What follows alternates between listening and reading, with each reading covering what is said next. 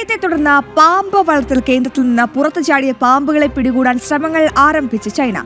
ഗ്വാങ്സിയിലെ പാമ്പ് വളർത്തൽ കേന്ദ്രത്തിൽ നിന്ന് 1000-ഓളം പാമ്പുകളാണ് പുറത്തു ചാടിയത്. വിവരങ്ങളുമായി ഐസൻ ജോസ് ചേരുന്നുണ്ട്. ഐസൻ, എന്താണ് വിവരങ്ങൾ?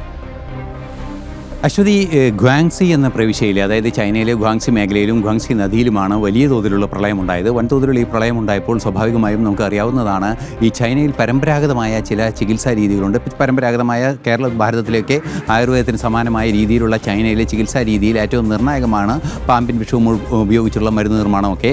അതിനായി വളർത്തിയിരുന്ന ഏതാണ്ട് 30 ലക്ഷത്തോളം പാമ്പുകളെ അതിനായി വളർത്തുന്നുണ്ട് എന്നാണ് നമുക്കിപ്പോൾ പ്രാഥമികമായ കണക്ക്. പലയിടങ്ങളിലായി ചൈനയിൽ അത്തരത്തിൽ വളർത്തുന്നുണ്ട്. അതിൽ ഒരു പാമ്പുകൾ ഗ്വാങ്സി ചേർന്ന് കിടക്കുന്ന ഒരു പാമ്പ് വളർത്തൽ കേന്ദ്രത്തിലെ 900-ഓളം പാമ്പുകൾ, അതിലേറെ പാമ്പുകൾ, ഏതാണ്ട് 1000-ന് താഴെ പാമ്പുകൾ പുറത്തു ചാടി ഈ പ്രളയത്തിൽ എന്നാണ് മനസ്സിലാക്കാൻ സാധിക്കുന്നത്. അതായത് വലിയ തോതിൽ പ്രളയമുണ്ടായപ്പോൾ ഈ പാമ്പ് വളർത്തൽ കേന്ദ്രത്തിൽ വെള്ളം കയറുകയും നിരവധി പാമ്പുകൾ, നമുക്ക് ദൃശ്യങ്ങളിൽ കാണുന്നത് രാജവെമ്പാല ഉൾപ്പെടെയുള്ള പാമ്പുകളാണ് പുറത്തു ചാടിയിരിക്കുന്നത്. ഇത്തരത്തിൽ പുറത്തു ചാടിയ പാമ്പുകളിലൊന്നിൻ്റെ കടിയേറ്റ് ഒരു സ്ത്രീ മരിച്ചു എന്ന റിപ്പോർട്ടുകളും പുറത്തു വരുന്നുണ്ട്. പാമ്പ് വളർത്തൽ കേന്ദ്രത്തിൽ നിന്നും പുറത്തു ചാടിയ പാമ്പുകളെ പിടികൂടി തിരിച്ചെത്തിക്കാനും സുരക്ഷിതമാക്കാനുമുള്ള ശ്രമങ്ങൾ പുരോഗമിക്കുന്നുണ്ട് എന്നാണ് മനസ്സിലാക്കാൻ സാധിക്കുന്നത്. പക്ഷേ ഏറ്റവും ഗൗരവമേറിയ വിഷയമെന്ന് പറയുന്നത്, വെള്ളത്തിലാണ് പാമ്പുകളൊക്കെ പുറത്തു ചാടിയിരിക്കുന്നത് എന്നതുകൊണ്ട് തന്നെ എളുപ്പമല്ല അവയെ പിടികൂടാൻ. സാധാരണഗതിയിൽ കരയിലെ സാഹചര്യത്തിൽ നിന്നും പിടികൂടുന്നതിനേക്കാൾ വലിയ വെല്ലുവിളിയുണ്ട് വെള്ളത്തിൽ നിന്നും പാമ്പുകളെ പിടികൂടാൻ എന്നതും ഒരു യാഥാർത്ഥ്യമാണ്.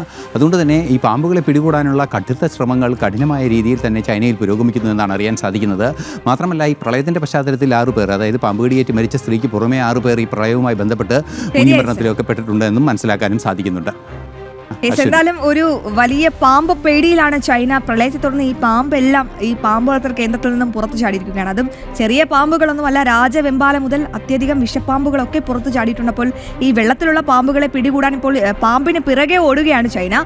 ഗാങ്സിയിലെ പാമ്പ് വളർത്തൽ കേന്ദ്രത്തിൽ നിന്നാണ് 1000-ഓളം പാമ്പുകൾ ഇത്തരത്തിൽ പുറത്തു ചാടിയത്. അതിൽ ഏറ്റവും പ്രധാനപ്പെട്ട കാര്യം, ഈ ചൈനയിലെ ഈ പരമ്പരാഗത ചികിത്സയ്ക്കൊക്കെ അവർ ഈ മരുന്നുകൾ ലഭ്യമാക്കുന്നതിൻ്റെ ഭാഗമായി ഇത്തരത്തിൽ പാമ്പുകളെ വളർത്താറുണ്ട്.